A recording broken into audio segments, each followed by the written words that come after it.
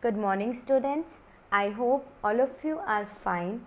In today's video, we will discuss what are incomplete verbs, what are subjective and objective complements, and what are helping verbs and main verbs.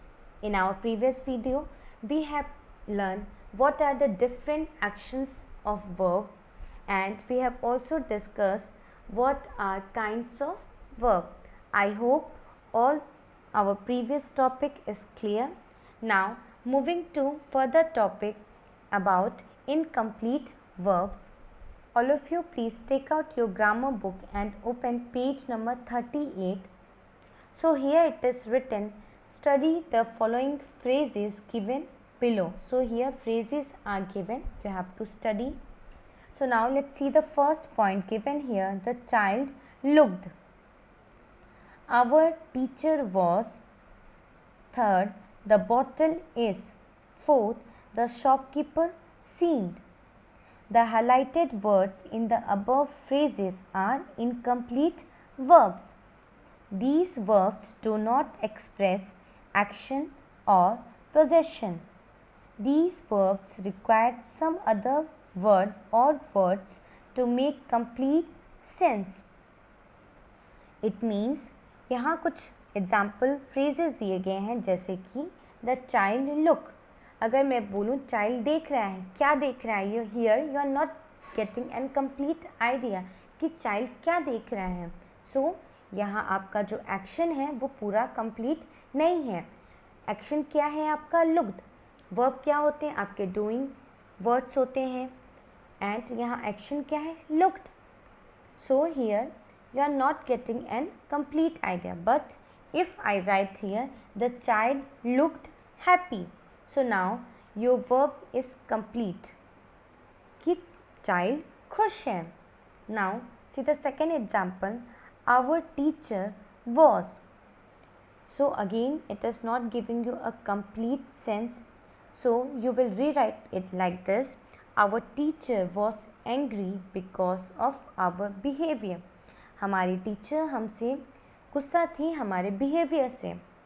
Okay, so here you are getting a complete sense, a complete idea.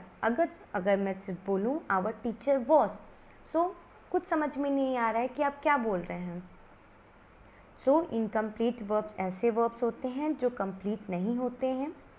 उनके साथ कुछ words या word आप add करेंगे ताकि आपको एक complete sense या कंप्लीट मीनिंग पता चले. Now let us complete the phrases given above. The child looked happy. Our teacher was angry because of our behaviour. The bottle is clean. The shopkeeper seemed tired. The words happy, angry, clean and tired are used to complete the sense of the sentence. Such words are called complements. ऐसे words जो complete करते हो sense को, उन्हें क्या कहते हैं हम? complements कहते हैं. Therefore, verbs like be, is, am, are, was, were, will be, shall be, appear, seem, look, smell, taste, turn are incomplete verbs. ये सारे हमारे incomplete verbs हैं because ये सारे वर्ड जब हम बोलते हैं देन उस टाइम हमें एक complete आइडिया नहीं मिलता है. सो ये हमारे incomplete verbs हैं. सी नाम से ही पता चल रहा है कि incomplete है, इन्हें कुछ वर्ड्स चाहिए complete होने के लिए. सो वर्ड्स क्या क्या हैं? is, am, are, was, were, will be, shall be, appear, seem, look, smell, taste, turn. Now moving to subjective and objective complements. The word or words required to complete the predicate is called the complement of the verb. एक sentence में आपका subject भी होता है and predicate भी होता है. Predicate को कंप्लीट करने के लिए हम complement of the verb use करते हैं. When the complement of the verb says something about the subject, it is a subject complement. It means अगर एक सेंटेंस में सब्जेक्ट के बारे में बताया जा रहा है देन वो क्या हो गया, आपका सब्जेक्ट कॉम्प्लीमेंट हो रहा है, क्योंकि आप किसके बारे में यहाँ बात कर, सब्जेक्ट के बारे में बात कर रहे हैं, देन आपका ये सब्जेक्ट कॉम्प्लीमेंट होगा. Example, Rishabh is a photographer. Here Rishabh किसके बारे में यहाँ बात हो रही है, सब्जेक्ट. सब्जेक्ट कौन है, Rishabh.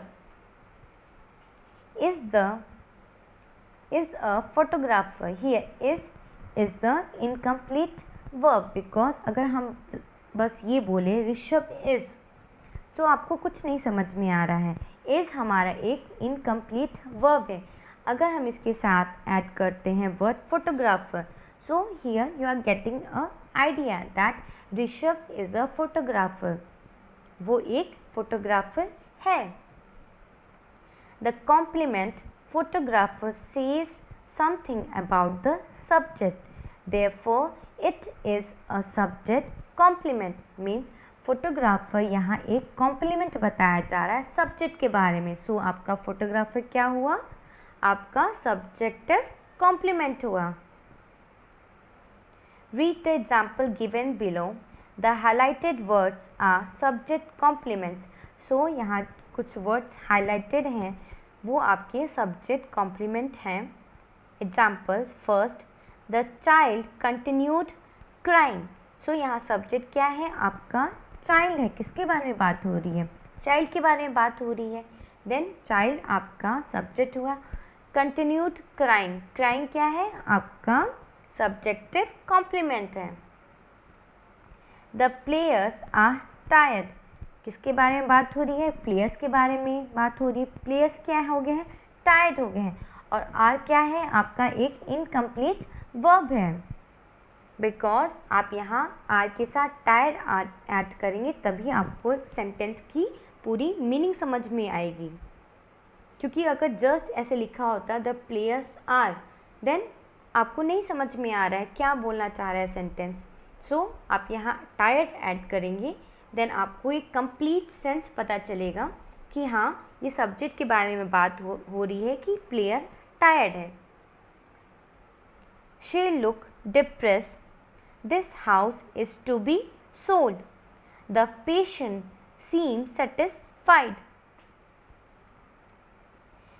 Now students, moving to next page, on page number 39, see on the top it is written, when the complements of the verb says something about the object, it is an object complement.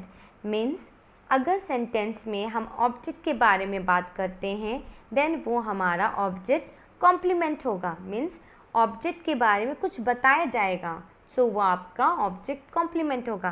पहले क्या था, आपका subject complement था because sentence में subject के बारे में बताया जा रहा था. यहाँ आपका ऑब्जेक्ट के बारे में बताया जाएगा, सो वो आपका ऑब्जेक्ट कॉम्प्लीमेंट होगा.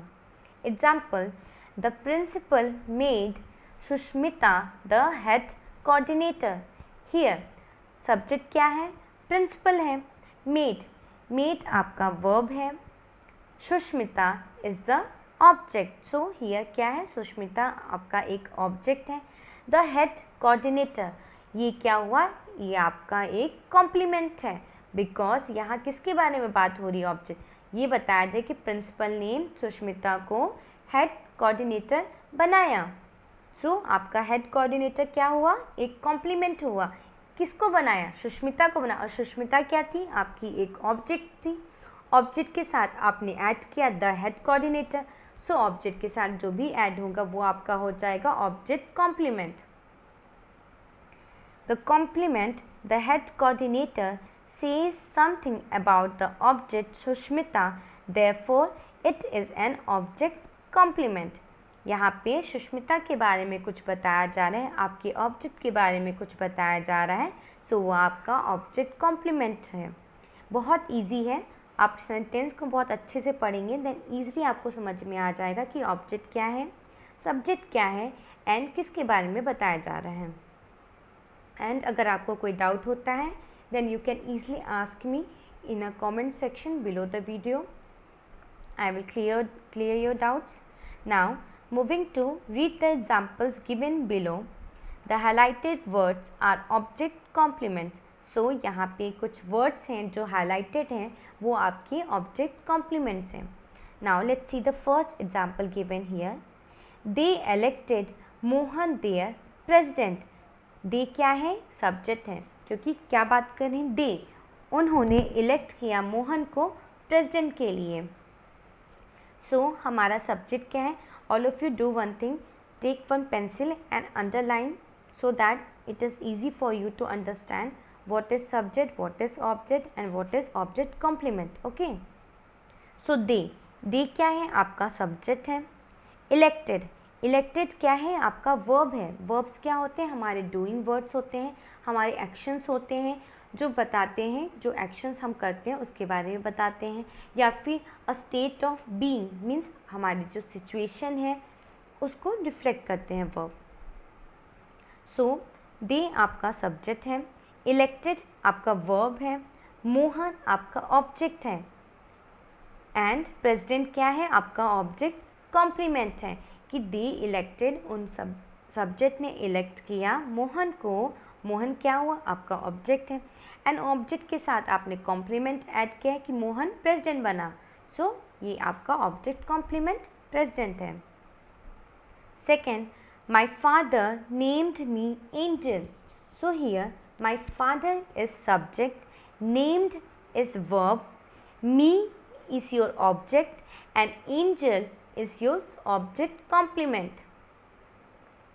Third, anxiety drove her mad. Here anxiety is your subject, drove is your verb, her is your object and mad is your object complement.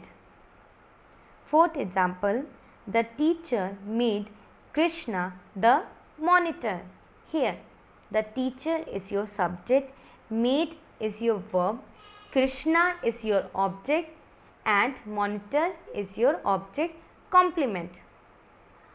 I hope now it is understood what is subject complement and what is objective or object complement. Now moving to helping verbs and main verbs. Helping verbs are also called auxiliary verb. They are used with the main verb to form different tense and passive forms. It means helping verbs को हम auxiliary verbs भी कहते हैं and helping verbs used होते हैं main verb के साथ with different tense and passive forms. नाम से ही आपको रिफ्लेक्ट कर रहा है हेल्पिंग वर्ब, ऐसे वर्ब्स जो किसी को हेल्प करते हों. एंड हेल्पिंग वर्ब किसे हेल्प करते हैं? मेन वर्ब को हेल्प करते हैं. Helping verb they do not stand alone. Okay, वो अकेले खड़े नहीं हो सकते हैं. इट मीन्स वो अकेले मीनिंग नहीं दे सकते हैं. They need main verb to complete its meaning. It means एक सेंटेंस में हेल्पिंग वर्ब के साथ मेन वर्ब भी होगा सो दैट आपको एक कंप्लीट मीनिंग पता चले. ओके, हेल्पिंग वर्ब ऐसे ही सिंपली आप यूज़ नहीं कर सकते हैं, मेन वर्ब भी यूज़ होगा. एंड कुछ सेंटेंस ऐसे भी होते हैं जहाँ आपका हेल्पिंग वर्ब ही आपका मेन वर्ब होता है. ओके, एंड मेन वर्ब आपका एक एक्शन और एक्टिविटी बताता है. सब्जेक्ट क्या कर रहा है मीन्स सेंटेंस जिस बारे में है, जिसके बारे में बात की जा रही है, वो क्या एक्शन कर रहा है या क्या एक्टिविटी कर रहा है, वो आपका मेन वर्ब होता है. So it is very important point. Main verb अगर आपको फाइंड करना है सेंटेंस में वो क्या है, देन आप देखिए वो सेंटेंस क्या सब्जेक्ट आपका क्या एक्शन कर रहा है या क्या एक्टिविटी कर रहा है. सो वो आपका मेन वर्ब होगा. एंड मेन वर्ब वो हमेशा आपको एक कंप्लीट मीनिंग बताएगा. ओके, जैसे कि अगर मैं बोलूँ सन शाइन्स, शाइन्स क्या है? आपका एक मेन वर्ब है, क्योंकि शाइन्स का मतलब क्या होता है? चमकना. सो ये आपको एक कंप्लीट मीनिंग बता रहा है. आपको यहाँ पे किसी चीज़ की ज़रूरत नहीं है. इफ़ आई से ही रन्स, सो रन्स क्या हुआ, एक एक्टिविटी है। सब्जेक्ट के बारे में बता, सब्जेक्ट क्या है आपका, ही है, ही रन्स। रन्स आपका मेन वर्ब हुआ बिकॉज ये आपको एक कंप्लीट मीनिंग बता रहा है कि ही रन्स। सो जो मेन वर्ब होता है वो आपको एक कंप्लीट मीनिंग भी देता है एंड ये सब्जेक्ट के बारे में बताता है कि सब्जेक्ट क्या एक्शन कर रहा है या क्या एक्टिविटी कर रहा है। हेल्पिंग वर्ब ये अकेले स्टैंड नहीं हो सकते हैं, they need main verb to complete its meaning. Helping verb को मेन वर्ब चाहिए कि वो अपनी मीनिंग कंप्लीट करे। जैसे मैंने अभी आपको एग्जांपल दिया, सन शाइन्स, ही रन्स। अगर मैं बोलूँ he is running, so here मैंने आप क्या ऐड किया, ही इज़ ऐड किया। सो इज़ क्या है आपका एक हेल्पिंग वर्ब है। हेल्पिंग वर्ब हम ऐड करते हैं मेन वर्ब के साथ सो दैट आपका जो सेंटेंस बने वो पूरी तरीके से कंप्लीट हो और एक अच्छी मीनिंग निकल के आए। Okay, there are three primary auxiliary verbs. They are be, have, do. So be के अलग अलग फॉर्म हैं जैसे कि is, am, are, was, were. have के फॉर्म से has, have, had. do के हैं do, does, did. So now here are few examples. Now let's see. First example, I am going. So यहाँ आपका मेन वर्ब क्या है, going, because यहाँ subject के बारे में बताया जो सब्जेक्ट आपका आई है। आई क्या एक्टिविटी कर रहा है या क्या एक्शन कर रहा है, गोइंग। सो गोइंग क्या हुआ आपका मेन वर्ब हुआ। मेन वर्ब आपको हमेशा कंप्लीट मीनिंग देता है एंड हम यहाँ क्या ऐड करें, आई एम। एम क्या हुआ आपका एक एक्सिलरी वर्ब हुआ, एक आपका हेल्पिंग वर्ब है। Second, they have left the town। यहाँ left क्या है आपका मेन वर्ब है, they आपका सब्जेक्ट है एंड have क्या है आपका एक हेल्पिंग वर्ब है या एक्सिलरी वर्ब है।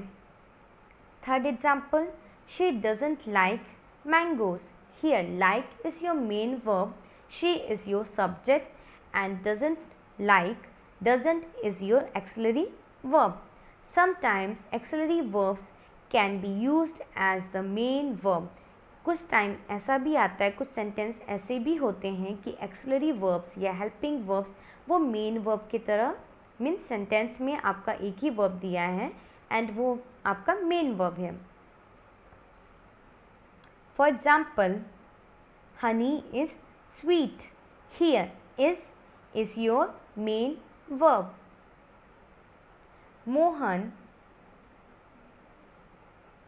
Mohan is flying the plane.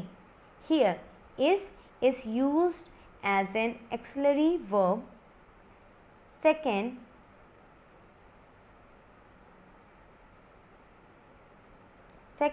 mother has fever. Here has used as main verb. Sheila has baked a cake. Has used as an auxiliary verb. So now students, we have completed today what are incomplete verbs, subjective and objective complement, and what are helping verbs and main verbs. Now moving to exercises, few exercises which is given on page number 41. So now let's see exercise 5. In this you have to encircle the complements, write whether it is subjective or objective. So आपको find करना है complement क्या है and then आपको उसे circle करना है and then जो स्पेस दिया है वहाँ आपको लिखना है ये जो कॉम्प्लीमेंट है वो कौन सा कॉम्प्लीमेंट है, वेदर ये सब्जेक्टिव है कि या ऑब्जेक्टिव है। Now let's see the first example given here, gym is the captain of the team. Here complement is your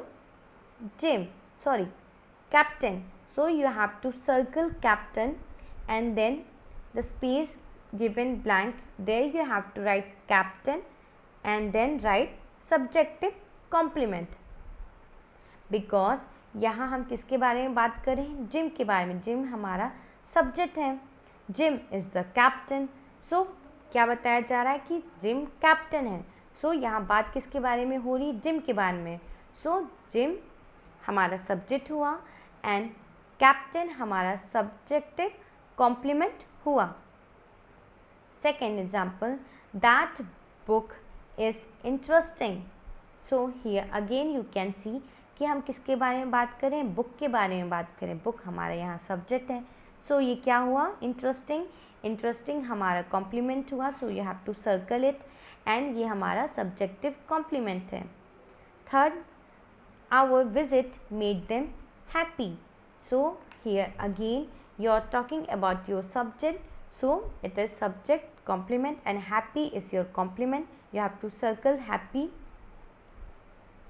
Fourth, the teacher appointed George the monitor. Here your subject is the teacher. आप teacher के बारे में तो यहाँ बात नहीं कर रहे हैं, आप क्या बात करेंगे, टीचर ने अपॉइंट किया जॉर्ज को। जॉर्ज क्या है, हमारा एक ऑब्जेक्ट है। क्या ऑब्जेक्ट को क्या बनाया, मॉनिटर बनाया। सो मॉनिटर क्या है, हमारा एक ऑब्जेक्टिव कॉम्प्लीमेंट है। ओके, एंड द टीचर हमारा सब्जेक्ट है। अपॉइंटेड क्या है, हमारा वर्ब है। एंड जॉर्ज हमारा क्या है, जॉर्ज हमारा ऑब्जेक्ट है। ऑब्जेक्ट के बारे में बताया जाए कि ऑब्जेक्ट क्या बना, मॉनिटर बना। जॉर्ज मॉनिटर बना। सो मॉनिटर एक कॉम्प्लीमेंट हुआ। So you have to circle monitor and write monitor and then you have to write objective complement. So now 4.4 sentences we have done. 5th, 6th, 7th, 8th is your homework for today. Now moving to exercise 6. In this you have to underline the main verb and encircle the helping verb in the following sentences. So जो sentence में जो main verb है उनको आपको underline करना है and in circle करना है हेल्पिंग वर्ब को. Now let's see the first sentence given here. Diksha is driving. So action क्या है आपका यहाँ पे, ड्राइविंग. ड्राइविंग आपका मेन वर्ब हुआ. सो ड्राइविंग को आपको अंडरलाइन करना है. इज आपका हेल्पिंग वर्ब है. सो इज को आपको सर्कल करना है. Second example, Mohan doesn't like football. So you have to underline you have to underline like and then you have to circle doesn't because like क्या है आपका main verb है and doesn't is your helping verb. Now moving to third, the basket had 10 oranges. So यहाँ आपका main verb क्या है, 10 oranges and helping verb had है. So had को आपको circle करना है. Fourth example, father is baking a cake. So here is your helping verb, so you have to circle it, and baking is your main verb, so you have to underline it. So now rest 5th, 6th, 7th, 8th, 9th, 10th, all these points you have to do. This is your homework for today. All of you please do your homework and don't forget to write your name, class with section for your attendance. And if you have any doubt regarding any topic or any point, you can easily ask me in a comment section below the video. Thank you class. Be safe and stay at your home.